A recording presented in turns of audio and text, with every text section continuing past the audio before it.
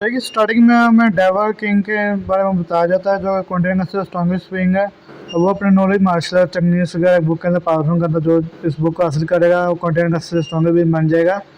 और हमारे एमसी के बाद ये बुक मिल जाती है उससे और इन्फॉर्मेशन लीक हो चुकी है। और ओली मैन के मेलैंड के जितने मार्शल आर्टिस्ट हैं उन्होंने हमारे एमसी को घेर लिया है। हमारा एमसी उनसे फाइट कर रहा था। मैं कहा तुम लोग कीरम को रहे हो मेरे सामने, मेरा क्या उखाड़ सकते हो? अगर 7 एम्पर भी आ जाए तो वो मेरा मुकाबला नहीं कर सकते।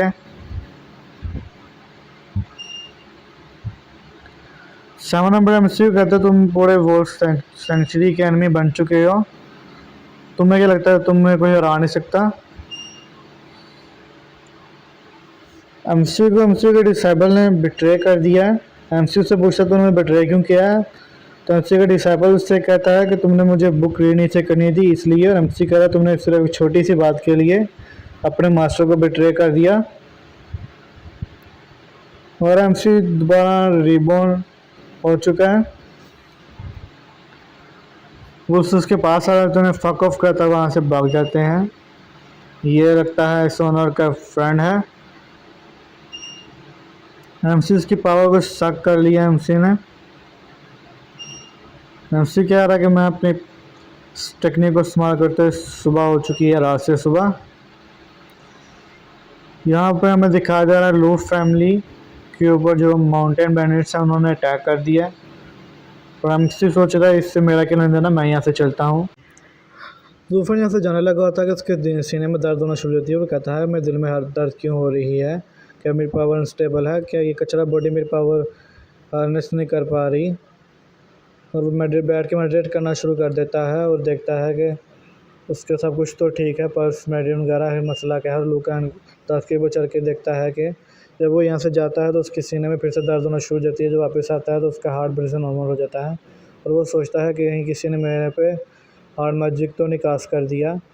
हार्ड मैजिक वो कहता है कि किसी मैजिक एम्परर को भी डिस्ट्रॉय कर सकता है और ये हमारे लिए कर्स है। मैं देखता हूँ कर्स किसने अप्लाई किया। प्रीवियस ओनर की मेमोरीज देखना शुरू कर देता है जिसके अंदर जो लेडी लू है वो हमारे प्रीवियस ओनर को प्रोटेक्ट कर रही है। और वो प्रीवियस जो ओनर है वो प्रॉमिस करता है कि वो लूकलैंड को प्रोटेक्ट करेगा। आगे में सीन में दिखाया जाता है कि सारे बैंडिट्स ने अटैक कर दिया है और सब लोग लूकलैंड के मर चुके हैं। और जो प्रीवियस ओनर है वो अपनी आखिरी सांसें गिन रहा है और वो अपने आप से नफरत करता है वीक होने के लिए। जूफन गुस्सा करता हुआ कहता है कि किसने हार्ड मैजिक अप्लाई कर दिया? क्या मैं सारी ज़िंदगी के लिए गुलाम बन के रह जाऊँगा? मुझे ढूंढना पड़ेगा तरीका है इसे कैसे रिमूव करूँ। वो दरख्त को पंच मारता है, दरख्त टूट जाता है। बैंडिट से शोट दे के कहते हैं फिर कौन है वहाँ?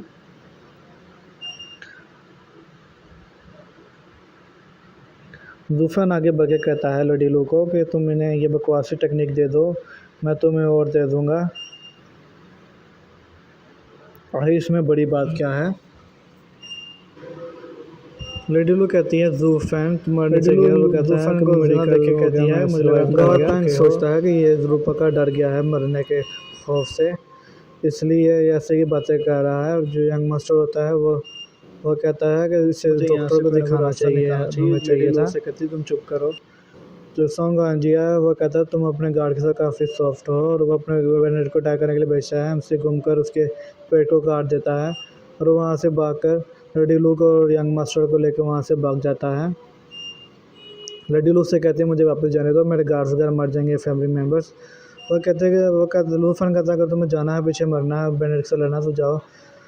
यंग मास्टर तो वो कहता है जूफन को कि तुम अपने मास्टर के साथ कैसे बातें कर सकते हो।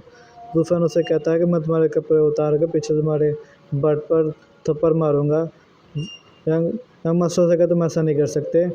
जूफन उसे मारता है और एडिलो कहती तुम कैसे बच्चे को मार सकते हो? वो कहता है कि अगर हम यहाँ से ना गए तो वो बैंडिट से बच्चे की जान लेंगे। जूफन यंग लेडी से छुपने के लिए जगह पूछता है। वो कहते यंग लेडी कहती है फार्म एरिया, यहाँ पे कोई छुपने की जगह नहीं, लेकिन वहाँ पे फोगी मिस्ट माउंटेन है। लेडी लू से कहते हैं तुम बस यहाँ से हमें बैठ जाने दो, मैं तुम्हें सबक सिखाऊंगी।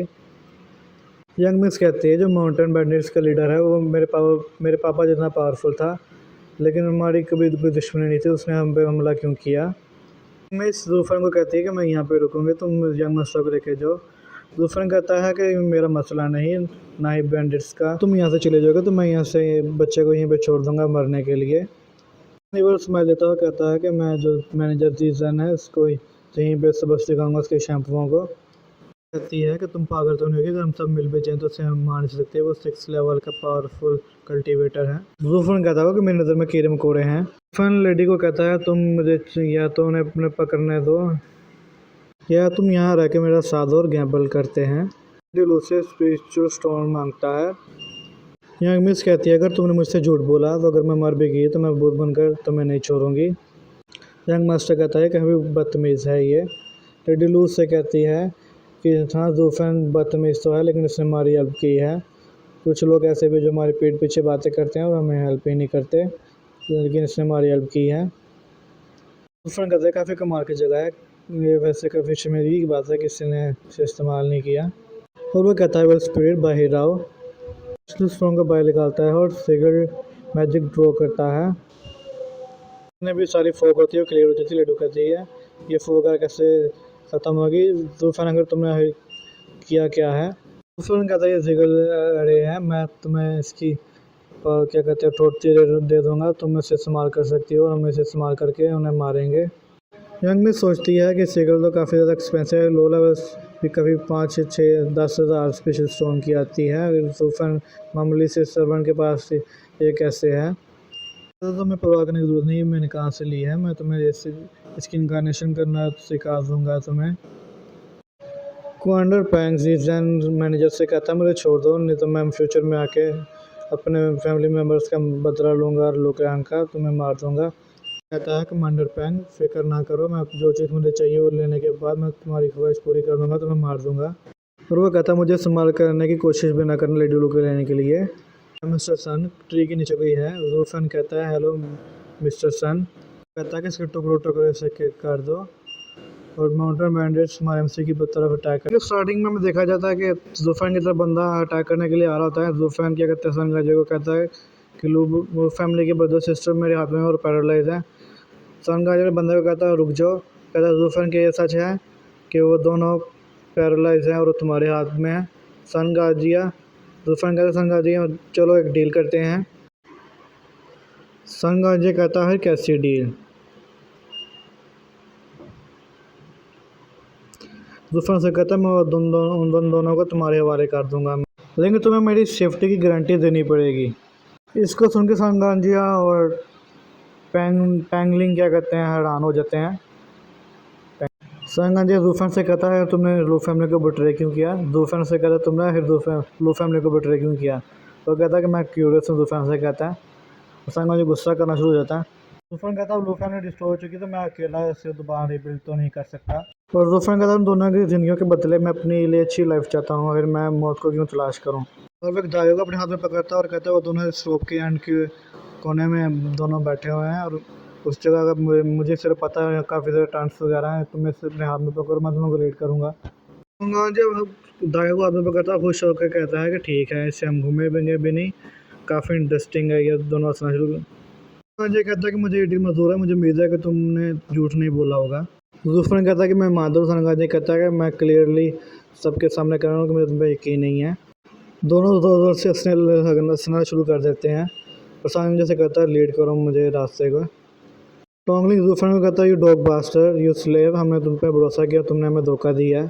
सनगाजी तुम भी एक बास्टर्ड हो, मैं तुम लोगों को श्राप देता हूँ, तुम जिंदगी भर खुश नहीं रहोगे। सनगाजी कहता है तुम रुके क्यों हो, क्या ये वही जगह है। जूफन कहता है सनगांजिया मैं तुम लोगों को यहाँ पर लेके आया हूँ जहाँ पर तुम साल मुड़ोगे। और सनगांजिया उसके ऊपर अटैक करने के लिए बढ़ता है जूफन की तरफ। जूफन वहीं से गायब हो जाता है अचानक से और वहाँ पर लकड़ियाँ आ जाती हैं और कहता है जल्दी से उस जगह को ढूंढो। सनगांजिया एक बंदा कहता है मेरे पास वो रोप नहीं है, पता नहीं वो किधर गया है फिर मिस्ट्री फॉरेस्ट। जोर से चलाता कहता तुम्हें ये लगता है कि मुझे ट्रैप कर सकते मिस्ट्री फॉरेस्ट। एकदम सारी जगह राइड हो जाती है। जूफन से लगता है और कहता है यू विल तुम्हारे पास कभी भी मौका नहीं मिलेगा मुझे मारने के लिए।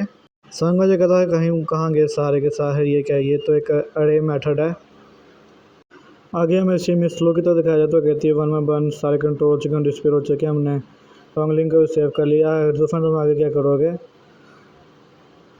जूफन में इस लोग की तरफ आगे बढ़ता है और उसे पकड़ के कहता है ज़रा मैं तुम्हें सिखाता हूँ सही राय को कंट्रोल करना।